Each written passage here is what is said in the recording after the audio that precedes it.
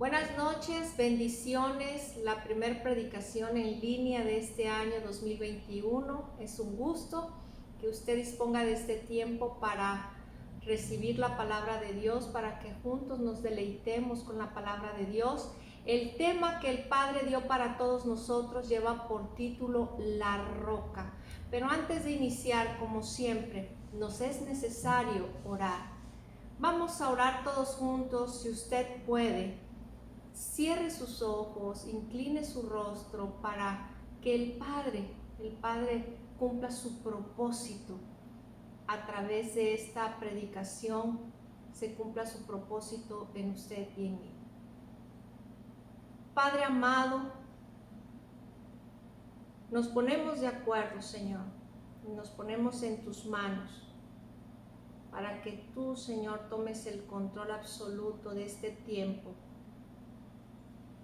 Reconocemos que tú eres Dios grande, temible, Dios Padre misericordioso, y que tu palabra es viva y es eficaz. Ayúdanos, Padre amado, que tu Santo Espíritu nos ayude a entenderla, a recibirla con amor, con agrado, con el anhelo de ponerla por obra. Padre amado, glorifícate, Señor, con esta predicación y con el fruto de ella. Yo te lo pido dándote gracias, en el nombre de tu Hijo Jesús. Amén. Pues, amados hermanos, a lo largo de toda la historia podemos ver que parte del comportamiento del hombre es que no quiere asumir sus propios errores y pecados. Nosotros ahora podemos entender a qué se debe esto, y no es otra cosa que por nuestra naturaleza caída. Esa naturaleza caída heredada por nuestros primeros padres, Adán y Eva. No importa la edad que se tenga. Por ejemplo, un niño de 2 años que rompió una taza, tú le preguntas quién fue, su primera reacción será echarle la culpa al hermano. Pero si no tiene hermano, dirá que el muñeco o la mascota, o en últimas te dirá que no sabe. Y es aquí cuando nosotros los padres enseñamos y ayudamos a nuestros hijos desde temprana edad a asumir sus errores y a confesar sus pecados. En Génesis, el primer libro de la Biblia, nos muestra cómo reaccionaron Adán y Eva cuando pecaron por primera vez. Lejos de asumir su pecado, lejos de confesarlos, ellos de inicio intentaron ocultarlo y después no reconocieron su maldad. Génesis 3, versículo 11. Y Dios le dijo: ¿quién te enseñó que estabas desnudo? ¿Has comido del árbol de que yo te mandé no comieses? Y el hombre respondió: la mujer que me diste por compañera me dio del árbol y yo comí. Entonces Jehová Dios dijo a la mujer: ¿qué es lo que has hecho? Y dijo la mujer: la serpiente me engañó y comí. Muchas veces esto mismo es lo que nos pasa a todos nosotros. Cuando pecamos, intentamos justificarnos. Es que el pastor, porque los hermanos, que porque el esposo, la esposa, los hijos le echan la culpa a los padres. Los padres le echan la culpa a los hijos. Y no queremos asumir nuestra culpabilidad. Y más allá todavía, el empleado le echa la culpa al jefe. El jefe le echa la culpa al gobierno. El gobierno le echa la culpa al pueblo y el pueblo le echa la culpa a Dios. Finalmente, quien termina teniendo toda la culpa de todo es Dios. Dios tiene la culpa de que el mundo esté torcido, esté dañado, esté enfermo, y lo cierto es que no es así. Lo cierto es que el hombre, después de hacer su voluntad y no tomar en cuenta a Dios, cosecha lo que siembra. La pluralidad de género, la diversidad de género, el celebrar el aborto, entre otras cosas, no es culpa de Dios. El mundo está cosechando lo que antes sembró. Este es un principio que se cumple en cristianos y no cristianos. El principio de la siembra y de la cosecha. En Gálatas 6:7, el apóstol Pablo escribe: no os engañéis, Dios no puede ser burlado, pues todo lo que el hombre sembrare, eso también segará. Dios no tiene la culpa de nada. Dios no tiene la culpa de lo que el hombre sembró ayer y hoy está cosechando. Dios no tiene la culpa de lo que el hombre y la mujer hacen por sus propios intereses, por su propia soberbia, por su ego, ignorando por completo a Dios. Porque a decir verdad, el único bueno de esta historia llamada humanidad, el único bueno es Dios. Pero por ningún momento, amado hermano, vaya usted a pensar que esto no le puede pasar a cualquier cristiano, porque la verdad es que no es así. La Biblia nos muestra cómo el pueblo de Dios fue rebelde. El pueblo de Dios acusó a Dios de ser un mal Dios, un Dios que buscaba no tan solo su mal, sino también su destrucción. Un Dios que en lugar de reconocer un pueblo que en lugar de reconocer su falta de fe, su incredulidad hacia Dios, le fue más fácil y más sencillo culpar a Dios. En el libro de Éxodo, es ahí, Éxodo 17, que encontramos esta sorprendente e insólita historia. Es ahí mismo donde también Dios le dice a Moisés que golpee la roca para que el pueblo pudiera beber agua. Vamos a Éxodo 17:1.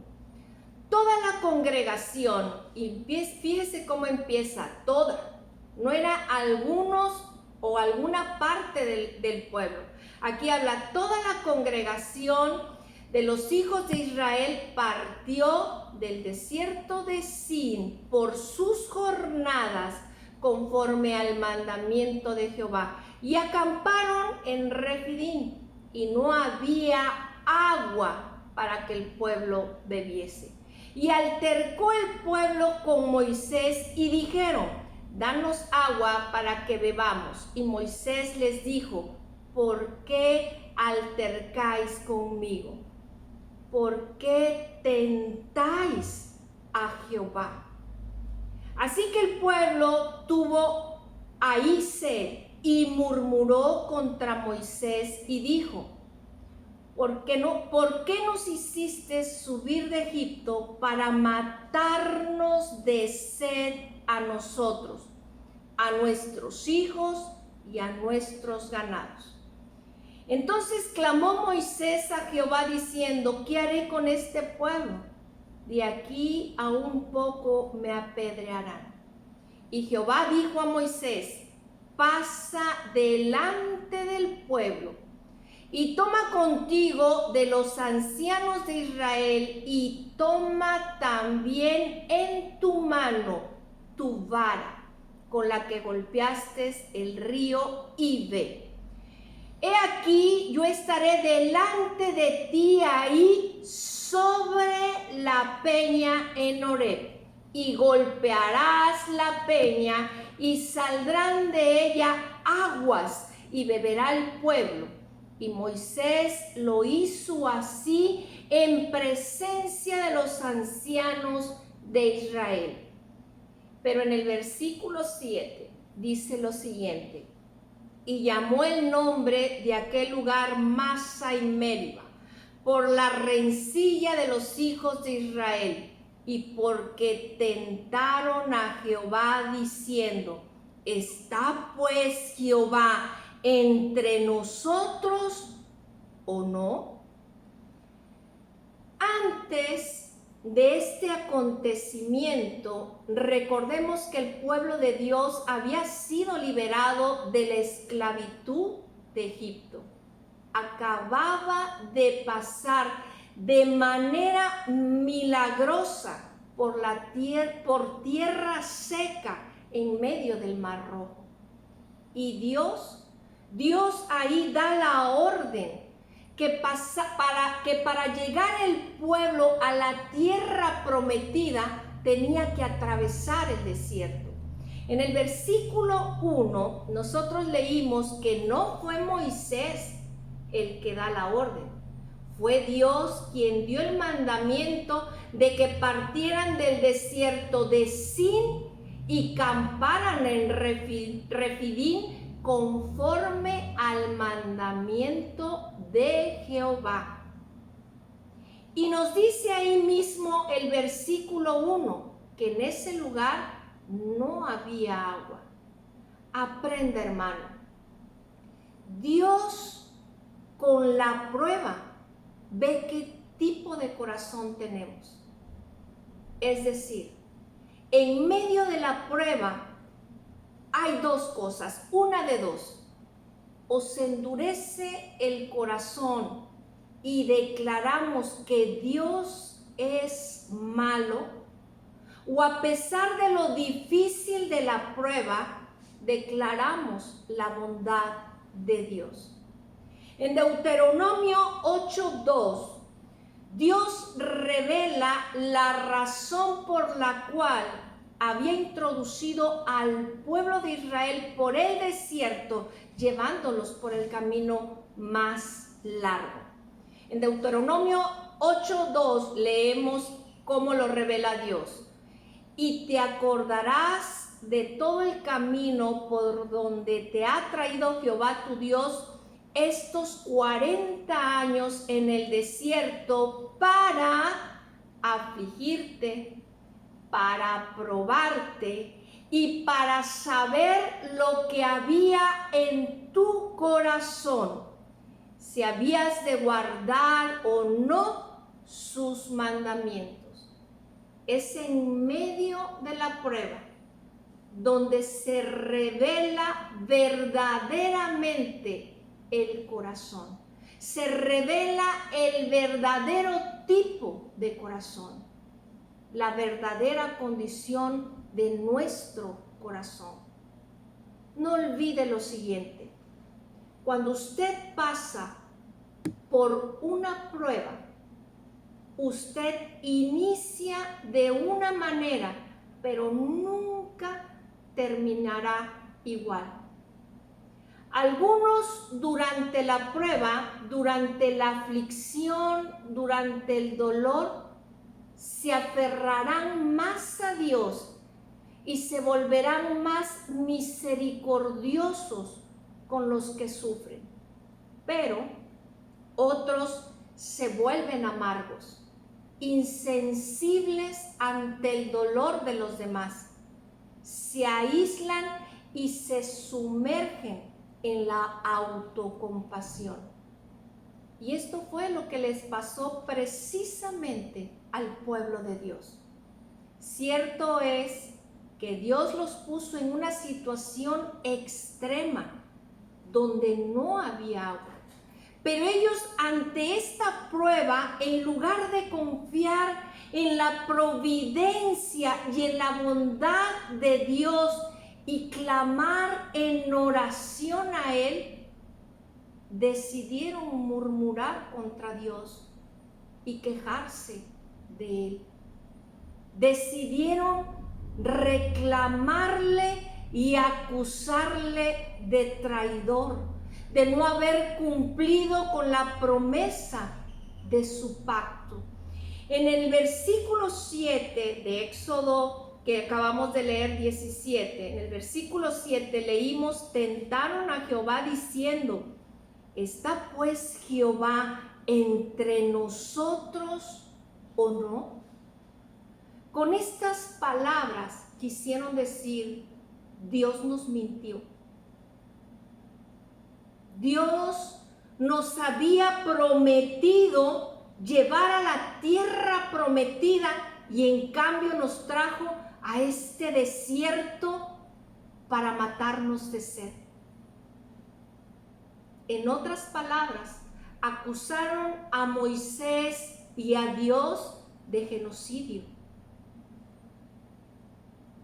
Esta tremenda prueba solo comprobó la incredulidad de sus corazones y una tremenda ingratitud para aquel que en medio del desierto siempre los cuidó y alimentó con maná. Pero, amados hermanos, este tipo de comportamiento no solo lo vemos en el pueblo de Israel, también nosotros caemos en este lamentable pecado. ¿Cómo? De muchas maneras. Dios nos ha dejado la Biblia para educar a nuestros hijos, para instruir a nuestros hijos, para llevar correctamente nuestro matrimonio, nuestra familia, para llevar correctamente nuestros negocios, la iglesia. Y nosotros lo que hacemos es modificar la palabra de Dios, porque se nos hace anticuada y la queremos actualizar a nuestra comodidad y conveniencia. Y con esta actitud y comportamiento le estamos diciendo a Dios, mis ideas son mejores que las tuyas. Tú serás Dios, pero tu palabra no aplica, no embona, no encaja en mi estilo de vida. Tu palabra no embona en mi familia. Tu palabra no encaja en mi negocio, en la manera que quiero servirte. Es más, creo que te has equivocado conmigo porque mis proyectos y mis planes son mejores que los tuyos. Con este tipo de pensamientos, actitudes y acciones, ¿qué le demostramos a Dios? Dios ve que realmente creemos en Él. Dios ve que realmente confiamos en su voluntad.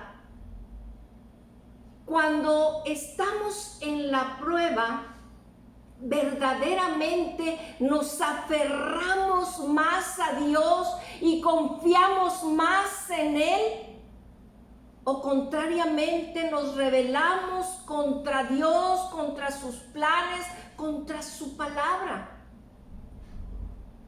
Porque es durante la prueba que mostramos nuestra verdadera cara. Fue en el desierto de Sinaí que el pueblo de Israel mostró delante de Dios su peor cara. acusando a Dios de mentiroso y de genocida. Ahora bien, la parte más increíble de esta historia es la manera de cómo Dios reacciona ante el pecado del pueblo de Israel. Dios le dice a Moisés en el versículo 5, le dice que quiere que lleve a los israelitas hasta el monte en Horeb y que ahí Dios estará esperando. ¿Dónde? Dice la palabra, sobre la roca. Y dice, tú adelántate y llévate a algunos ancianos del pueblo y lleva también la vara con la que convertiste en sangre el agua en el río Nilo. Pero en el verso 6 dice textual, he aquí que yo estaré delante de ti ahí sobre la peña en Horeb, y golpearás la peña y saldrán de ellas aguas y beberá el pueblo. En el Antiguo Testamento encontramos referencia del simbolismo de la roca como Dios que trae salvación, que es permanente, estable, seguro y da refugio. Leemos Deuteronomio 32:4. Él es la roca, cuya obra es perfecta porque todos sus caminos son rectitud. Dios de verdad y sin ninguna iniquidad en él es justo y recto. En el Salmo 18:2 leemos, Jehová, roca mía y castillo mío y mi libertador, Dios mío, fortaleza mía, en él confiaré, mi escudo y la fuerza de mi salvación, mi alto refugio. El pueblo de Israel merecía ser castigado por su pecado. Sin embargo, Dios decide asumir toda la culpa del pueblo para poderlos salvar sin pasar por alto su justicia. ¿Cómo? Dios se pone delante de Moisés para ser él juzgado. Se coloca sobre la peña y le dice, tú me golpearás para que de esta manera el pueblo pueda ser salvado.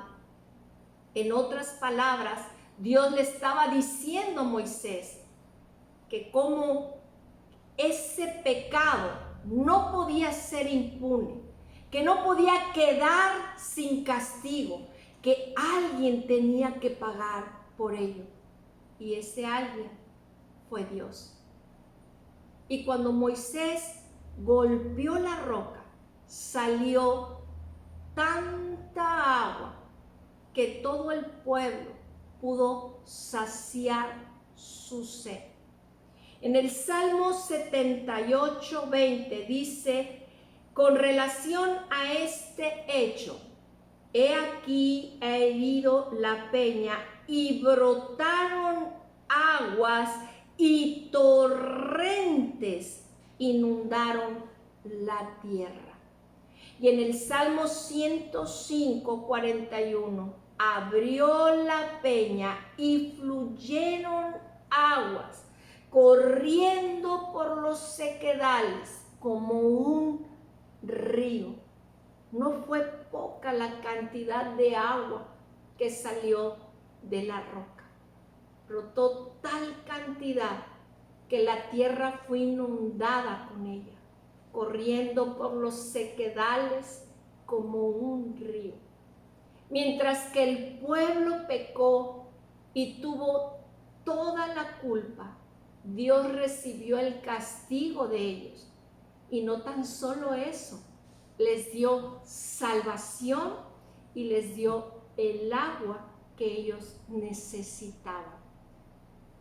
Amados hermanos, Éxodo 17 es la sombra o tipo de lo que nuestro Señor Jesucristo hizo por todos nosotros los pecadores. Él recibió el golpe que nosotros merecíamos por nuestros pecados. Él recibió el castigo por nuestras maldades. Así como el ángel de Jehová fue el Señor Jesucristo que se colocó sobre la peña para recibir el golpe de la vara de Moisés. En el Nuevo Testamento, el apóstol Pablo, en 1 Corintios 10, escribe lo siguiente: porque no quiero, hermanos, que ignoréis que nuestros padres todos estuvieron bajo la nube y todos pasaron el mar. Y todos en Moisés fueron bautizados en la nube y en el mar. Y todos comieron el mismo alimento espiritual y todos bebieron la misma bebida espiritual, porque bebían de la roca espiritual que los seguía, y la roca era Cristo. Pero también está aquel otro día y aquel otro lugar donde Cristo recibió el gran golpe, en el Calvario. Fue ahí cuando Dios cargó sobre él todo el peso de su ira a causa de tus pecados y los míos. Isaías 53:4. Ciertamente llevó él nuestras enfermedades y sufrió nuestros dolores, y nosotros le tuvimos por azotado, por herido de Dios y abatido. Mas él herido fue por nuestras rebeliones, molido por nuestros pecados.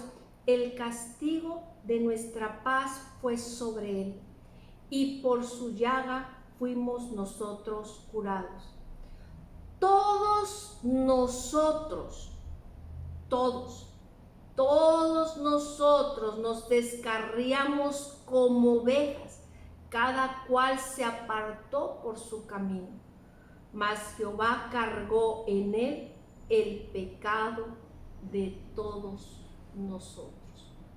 Es por la muerte de nuestro Señor Jesucristo, muerte en la cruz, que todos los creyentes somos saciados con el agua de su salvación. El mismo Señor Jesús lo dijo así cuando se encontró con la samaritana. Respondió Jesús y le dijo: cualquiera que bebiere de esta agua del pozo volverá a tener sed. Mas el que bebiere del agua que yo le daré no tendrá sed jamás, sino que el agua que yo le daré será en él una fuente de agua que salte para vida eterna. En otras palabras, nuestro Señor Jesucristo le estaba diciendo: yo soy la verdadera roca del monte Oreb. Y cuando sea golpeado en la cruz con la vara de la justicia de Dios, de mí saldrá un torrente de agua viva que saciará plenamente la sed de todo aquel que venga a mí y beba por medio de la fe. En el capítulo 7 del libro de Juan, leemos lo que nuestro Señor Jesucristo dijo, y lo dijo alzó su voz, no lo dijo de manera normal, alzó su voz para decir esto. En el último y gran día de la fiesta, Jesús se puso en pie y alzó la voz diciendo: si alguno tiene sed, venga a mí y beba. El que cree en mí, como dice la Escritura, de su interior correrán ríos de agua viva. Cristo es la roca. Cristo es la roca donde usted y yo podemos refugiarnos y cuyas aguas podemos beber y saciar nuestra sed perpetuamente. Pero regresando al Antiguo Testamento, nosotros leemos en el libro de Números que el pueblo, ya casi por entrar a la tierra prometida, vuelve a pasar por un incidente muy parecido al de Éxodo 17, Números 22. Y porque no había agua para la congregación, se juntaron contra Moisés y Aarón. Y esta es la instrucción que Dios le da a Moisés, en este caso muy particular.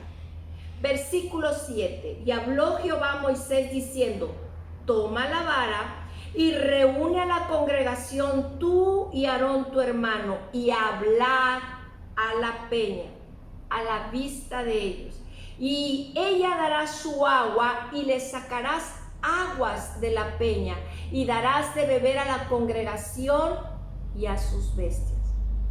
Pero para este momento, Moisés ya se encontraba muy enojado con el pueblo de Israel y no obedeció a Dios.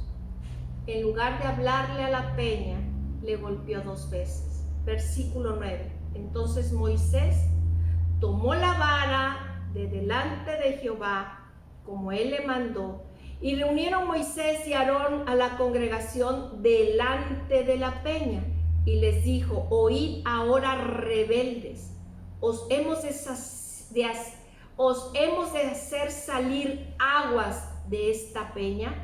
Entonces alzó Moisés su mano y golpeó la peña con su vara 2 veces. Y salieron muchas aguas, y bebió la congregación y sus bestias.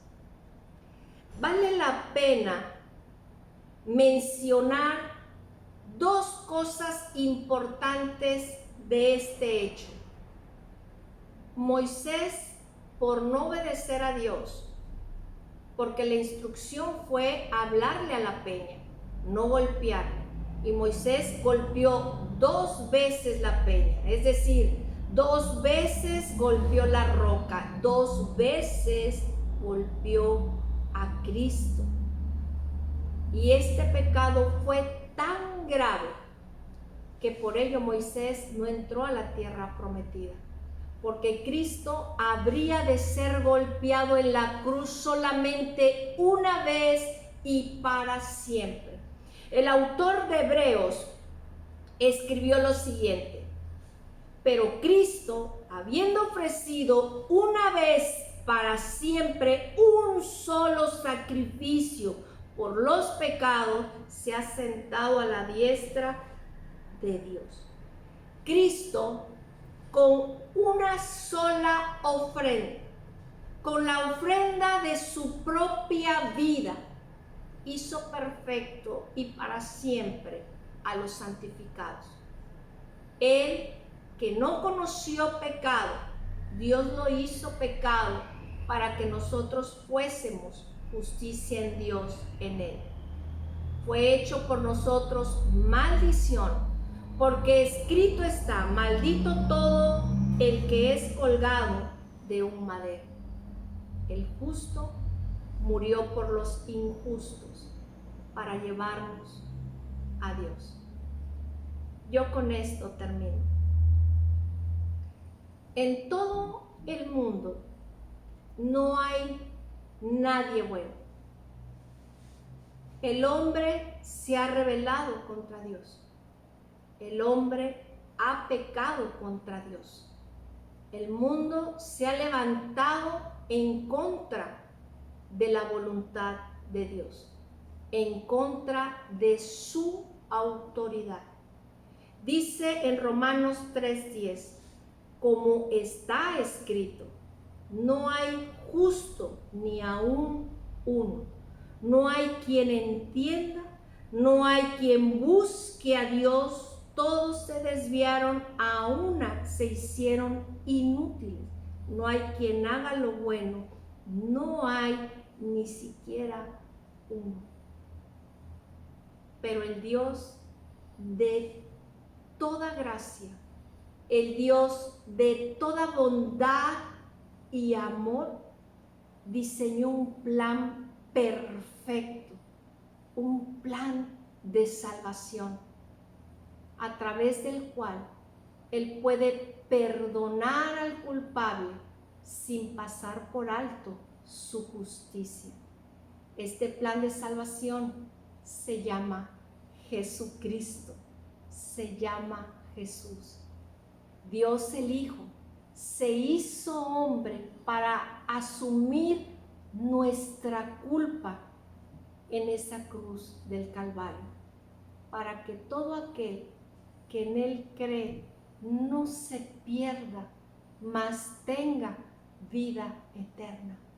Y como creyentes, amados hermanos, tenemos dos opciones ante la prueba: rebelarnos contra Dios como lo hizo el pueblo de Israel, o agradecerle por toda su bondad, misericordia y abundante gracia.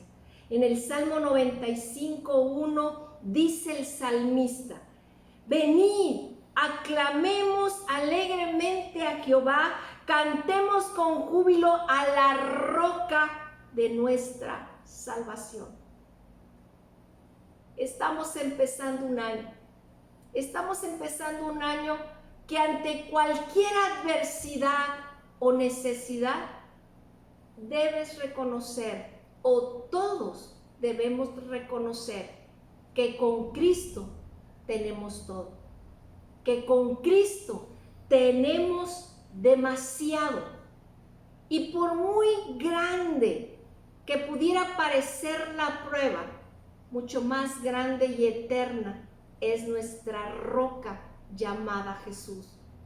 Por lo tanto, yo te animo a que este año que estamos iniciando lo empieces con un corazón agradecido, derramando adoración por aquel que por amor recibió tan grande golpe en la cruz por ti y por mí.